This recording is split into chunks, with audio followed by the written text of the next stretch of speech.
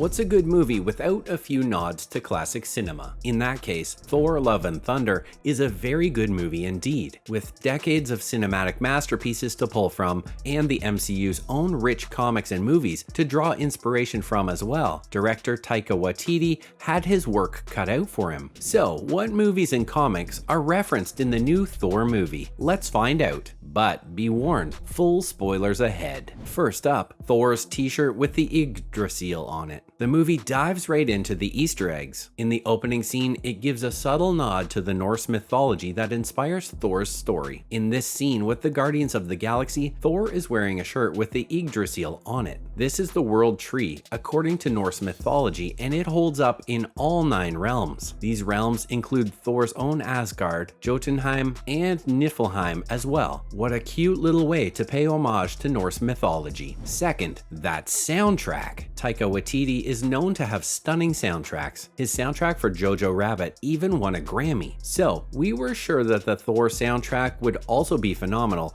but we didn't expect that it would have this many Easter eggs. The OST for Thor: Love and Thunder foreshadows the plot in the most subtle way. The first teaser trailer for the movie featured Guns N' Roses' Sweet Child of Mine, and we assumed that the movie was leaving into the 80s rock aesthetic. But the soundtrack did much more than that. Paradise City plays when Thor is leaving Omnipotence City, which is a cheeky way to reference the name of that city. But the song also talks about a broken-hearted man who is just a court jester now. Thor is now a comedic character, and none of the other gods believe his warnings about Gorr. There is even a reference in the song to losing an eye, which he did in Thor Ragnarok. Then November Rain is also featured. The song describes his relationship with Jane and talks about how nothing, not even love, lasts forever. The biggest Easter egg though is Sweet Child of Mine. The song is about prayer and thunder, and that is exactly what the movie has. It is also singing about an innocent child, foreshadowing that Thor would adopt Gorr's resurrected daughter, Love. Didn't even realize that, did you? Neither did we. Third,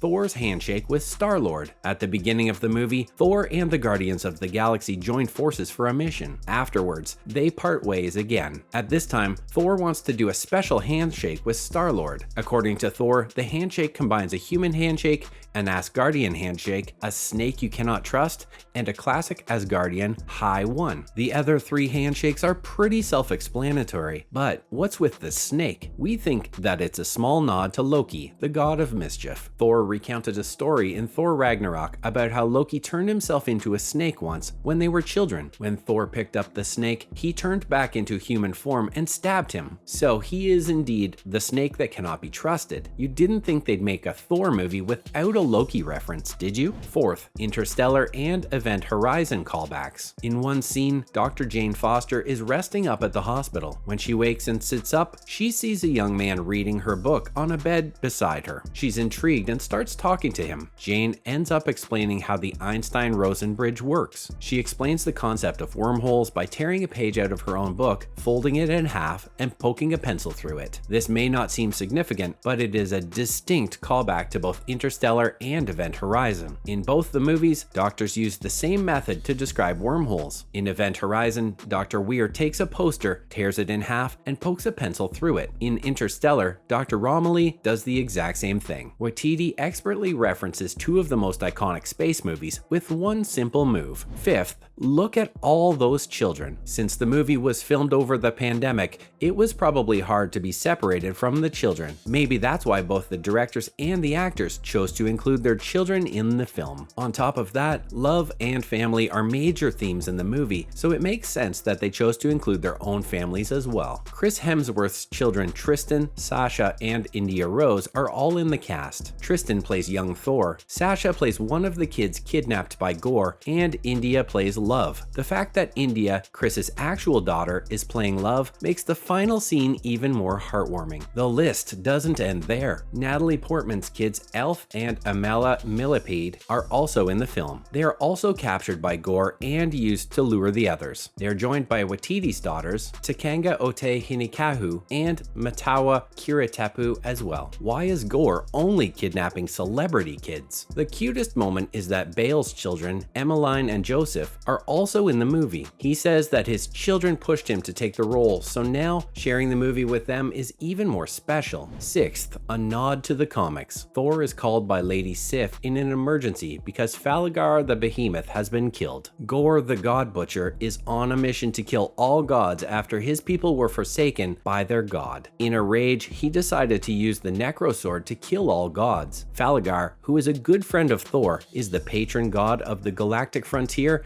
and the champion of the Tournament of Immortals as well. The scene in the movie where the giant hyena-like creature lays dead as Thor and Lady Sif watch on is taken directly from the comics. It is taken from Thor, God of Thunder #3 comic published in December 2012. If there's anyone who knows how to incorporate the comics into the movies, it's Watiti. Seventh, Thor's hat has a secret message. Korg explains that Thor hits the gym to transform his dad bod into a good bod. The Asgardian gym has comically huge chains that Thor trains with. While he trains though, he has a white sweatshirt, red bands, and an Avengers hat. The hat originally has the Avengers written on it, along with the name of Ant-Man, the Hulk, Iron Man, and Thor. Thor's insecurity got the better of him, and he ends up crossing out the names of the other 3 Avengers. He also cuts out the and writes strongest instead. The hat now reads Thor, the strongest Avenger. This is again a genius callback. This is a callback to the scene in Thor Ragnarok where Thor tries to restart the Quinjet. The jet uses voice recognition software, and Thor tries to restart it by saying Thor, son of Odin, god of thunder, and even Thor's strongest Avenger. None of them works though. Eventually, the Hulk transforms back into his human form, and the jet greets him as the strongest Avenger. Apparently, that insecurity has never left Thor. He is still trying to prove that he is the strongest Avenger in real life. Eighth, Team Thor for the win. Watiti also featured some characters from a few Thor shorts that he wrote and directed in 2016. The shorts took place between Captain America Civil War and Thor Ragnarok. In the short, Thor is moving in with a new roommate, Daryl Jacobson. In this movie though, the actor makes a small cameo as an MCU movie tour guide in New Asgard. New Asgard has been transformed into a tourist park for the Avengers at this point. It has movies, plays, ice cream, and boat rides that pay homage to the Avengers. Sort of like a Disney World for the Avengers. We don't know if the actor was meant to be playing Daryl, but it's a fun little cameo nonetheless. And finally, Thor's Loki tattoo. If you were like us, you were too busy staring at Chris Hemsworth's behind to notice anything else in the scene with Zeus. But apparently, there was an important Easter egg here. Thor shows up in a disguise to meet Zeus, but Zeus simply flicks his hand and reveals a butt-naked Thor. In that scene, there's a tattoo on Thor's back. It features Loki, who had died at the start of Infinity War. The tattoo has his helmet with the words R.I.P. Loki written on it. Along with it are names of other dead loved ones as well, namely Mother, Father, Heimdall, Tony, and Natasha. Of course, there's a version of Loki that is alive in other parallel universes. This is the version of Loki that made a deal with the Tesseract to disappear after the others went back in time to defeat Thanos. This version is now stuck dealing with the Time Variance Authority though. That's the end of this video. What was your favorite Easter egg? Do you think Loki might come back in future Marvel movies? What's your favorite Thor movie? Let us know in the comments below. As always, don't forget to like, comment, and subscribe to our channel. We'll see you soon in another fun video.